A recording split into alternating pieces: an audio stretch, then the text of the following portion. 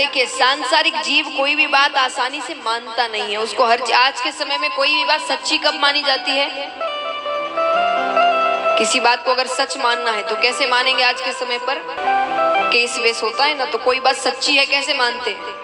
सबूत चाहिए, उसके बिना सच सच नहीं माना जाता, हर चीज का सबूत चाहिए। तो राजा परीक्षित है भी सांसारिक ही है वो भी, तो उन्होंने कहा कि आपके कह तो रहे हैं आप, पर मान कैसे लूं? तो किसी के साथ हुआ है कैसा? ये सबूत हो गया कि हाँ भाई एक व्यक्ति के साथ हो चुका है ऐसा। तो अगर किसी के साथ हुआ है तो बताइए। सुखदेव जी कहते जरूर हुआ है। कन्नौज नगरी में एक ब्राह्मण रहते थे, उनके एक पुत्र था जिसका नाम था अजामिल, छोटा सा बालक। भगवान की बहुत भक्ति करते थे उसके पिताजी, बच्चे को भी बचपन में कई संस्कार दिए। पर एक बार वो खेलते खेलते वन की ओर जाते हैं, वन में एक शूद्र दंपत्ति को संभोग करते हुए देखते हैं। बाल हृदय है, बुराई मन में प्रवेश कर गई। बुराई हमेशा नेत्रों से प्रवेश करती है, हमेशा याद रखना। नजर बिगड़ी, कहते ना कि आपकी नजर खराब है, सामने वाला खराब नहीं, आपकी नजर खराब है, आपकी नजर में गलती है, इसीलिए बात कही जाती है आपकी नजर अच्छी नहीं है। तो कहा जाता है कि अगर नजर बिगड़ी मन बिगड़ा, फिर मन में ख्याल आते हैं। तो नजर बिगड़ी मन बिगड़ा, मन बिगड़ा चरित्र बिगड़ा। मन में इच्छाएं आएंगी तो इच्छा को पूरे करने आप जाएंगे ही जाएंगे। तो नजर बिगड़ी मन बिगड़ा, मन बिगड़ा चरित्र बिगड़ा, और चरित्र बिगड़ा तो जीवन बिगड़ गया। चरित्र अगर बिगड़ गया तो फिर जीवन सही रास्ते पर नहीं चल सकता। फिर हम हर रास्ते में कोई ना कोई गलत कार्य करेंगे, चाहे वो काम का रास्ता हो, परिवार का रास्ता हो, रिश्ते निभाने का रास्ता हो, हर चीज में हम कोई ना कोई गलत रास्ता ही अपनाएंगे अगर चरित्र अच्छा नहीं है। तो बुराई मन में प्रवेश कर गई। अब एक बुराई अगर आ जाए, एक अवगुण आ जाए, तो अपने भाई बंधुओं को बुला ही लेते हैं। अब एक बुराई आई, जिसने वो दृश्य देखा, वो दृश्य अब उसके लिए वो नशा करने लगे, मदिरा पान। लेकिन ये सब करने के लिए पैसे चाहिए, पैसे पिता से नहीं मांग सकते, तो वो चोरी करने लगे। कुछ समय बाद पिता की मृत्यु हो गई। अब पूरी आजादी, अब किसी से कोई डर नहीं, चोरियां डकैतियां बन रही है, बड़ा सा महल खड़ा किया, कितनी रानियां हैं, पत्नियां हैं, सब साथ रहते हैं। उसी नगरी में 100 वर्षों की तपस्या कर कर एक संत उठते हैं। उन्होंने गांव वालों से कहा कि किसी ब्राह्मण का घर है क्या यहाँ पर, क्योंकि मुझे एक रात बितानी है। तपस्या कर कर उठे, ब्राह्मण के घर ही मैं रात बिता सकता हूँ। सबने कहा घर तो है, पर वो ब्राह्मण कहलाने लायक नहीं है। पिता जब तक थे तब तक घर थोड़ा सही था, पर अब ऋषि ने कहा मुझे क्या करना है उस व्यक्ति से, मुझे तो बस एक ब्राह्मण के घर रात बितानी है, कल सुबह फिर कहीं निकल जाना है। अब इतना बड़ा महल है, इतने कमरे हैं, अजामिल ने एक कमरा दे दिया, एक कमरे में रात आप रह लो। आज एक ही रात है, वो संत तो उसका भगवान का नाम जप करने में बिता रहे हैं और अजामिल उसे गलत कार्यों में बिता रहे हैं। संत ने उसी रात में सब कुछ समझ लिया, कौन है ये, इसने क्या किया जीवन भर, कैसे क्या हुआ। सुबह उठते हैं, जाने लगते हैं। संत ने कहा कि तुमने मेरी सहायता करी, कुछ वरदान चाहते हो तो? उसने कहा सब है मेरे पास, आप जाइए। ठीक है, एक और काम करोगे मेरा? क्या काम? बोले तुम्हारी पत्नी अभी गर्भवती है। बोले हाँ। बोले उससे 10वां गर्भ है। बोले हाँ। तो बोले उससे जो बालक होगा ना, उसका नाम तुम नारायण रखना। क्या रखना? नारायण। उसने कहा ठीक है, और उसने जो वचन दिया था वही किया। जब उसके बालक होता है, उसने बालक का नाम नारायण रखा। अब देखिए, ऐसा नहीं है कि वो भगवान से नफरत करता था, भले ही पूजा नहीं करता था, पर नफरत नहीं, तो उसे नारायण नाम रखने में कोई झिझक नहीं हो रही थी, उसने रख दिया नाम। अब क्योंकि घर का सबसे छोटा बालक है, उसमें प्रेम बहुत ज्यादा है, तो अब अजामिल के मुख में हर वक्त एक ही नाम, नारायण इधर आना, नारायण कहाँ गया, नारायण को भोजन कराना, नारायण को उठाना, नारायण को घुमाना, नारायण के लिए कपड़े लाना, नारायण नारायण नारायण, दिन भर नारायण। उसके मुख में एक ही नाम रहता दिन भर।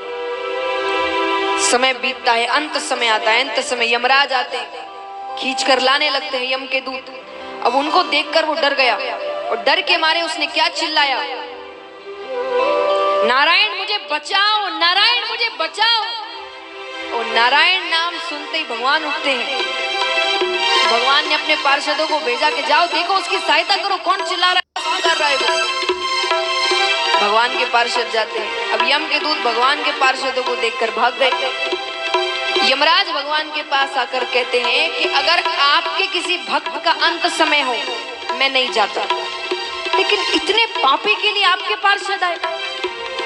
भगवान कहते हैं पापी हो कि पुण्य करने वाले, तुम्हें अच्छे से पता है अंत समय में अगर वो मेरा नाम ले ले तो वो नरक लोक नहीं जाता। अरे यमराज ने कहा प्रभु वो आपका नाम नहीं ले रहा था, वो अपने पुत्र नारायण का नाम ले रहा था। भगवान कहते पुत्र समझकर, पिता समझकर, मित्र समझकर, शत्रु समझकर, वो नाम तो मेरा ही ले रहा था। इसीलिए हमारे बड़े बुजुर्ग हमारे नाम भगवान के नामों पर रखते थे, क्योंकि दिन भर कोई पूजा पाठ नहीं करता। कौन है यहाँ पर जो दिन भर भगवान का नाम लेता रहता है? कोई नहीं लेता। सुबह पूजा किए, शाम को पूजा किए, दिन में कार्य में लगे हैं। पर बच्चों के नाम हम दिन भर लेते रहते हैं। कभी बुला रहे हैं, कभी कोई बात कर रहे हैं, तो बार बार मुख से भगवान का नाम निकलता है। इसीलिए कहा जाता है कि घर के बच्चों के नाम भगवान के नामों पर। और ठाकुर जी के तो इतने सुंदर सुंदर नाम हैं, कोई बोल ही नहीं सकता उनके नामों को देख करके भाई ये पुराने हैं या वैसे। इतने नाम हैं उनके, जो नाम चाहो वो नाम रख सकते हैं। और देखिए ये सब क्या है, ये सब भगवान के तरीके हैं भक्त को अपने पास बुलाने के लिए। एक बात बताइए, यहाँ पे कई माताएं बैठी होंगी जिनके छोटे छोटे बच्चे हैं। कई बार घर में जब झगड़ा हो जाए या पति से झगड़ा या कोई भी झगड़े, तो उसका गुस्सा बच्चों पर उतरता है। कई बार ऐसा होता है, कहीं और का गुस्सा बच्चों पर ही उतरता है। तो कोई छोटे से बच्चे को ज्यादा ही डांट दिया या गलती से कभी हाथ भी उठा दिया। अब क्योंकि वो छोटा है, समझदार तो समझ जाएगा कि भाई गुस्से में थे इसलिए, पर जो नादान है वो फिर आपसे डर जाता है, आपके पास नहीं आना चाहता। तो आप उनको अपने पास कैसे बुलाते हैं? बच्चा आपसे डर गया, आपसे दूर भाग रहा है, तो आप कैसे बुलाओगे अपने पास उसे? बताओ। लालच। अब बच्चे को लालच देंगे, कैसा? चॉकलेट दो, आइसक्रीम खिलाऊंगा, बाहर घुमाने लेकर जाऊंगा, अब नहीं डांटेंगे, मेरे पास आ तो सही। तो अब लालच देते हैं, तब जाकर वो आपके पास आता है। तो ये सब भगवान के लालच है। अब देखिए सांसारिक लालच वो आपको दे नहीं सकते, धन इत्यादि, ये सब तो हम खुद ही कमा रहे हैं, कार्य कर रहे हैं। भगवान खुद ने कहा कर्म करो, उसका फल अपने आप मिल जाएगा। पर हमारे हाथों में जो चीजें नहीं है, भगवान उसका लालच देते हैं। भगवान कहते पाप खत्म कर दूंगा, नरक लोक नहीं जाने मिलेगा, कल्याण हो जाएगा, मुक्ति मिल जाए। अरे मेरे पास आ तो शरीर। भगवान आपको अपने पास बुलाते हैं, तो भगवान को अपना बनकर पुकारना है।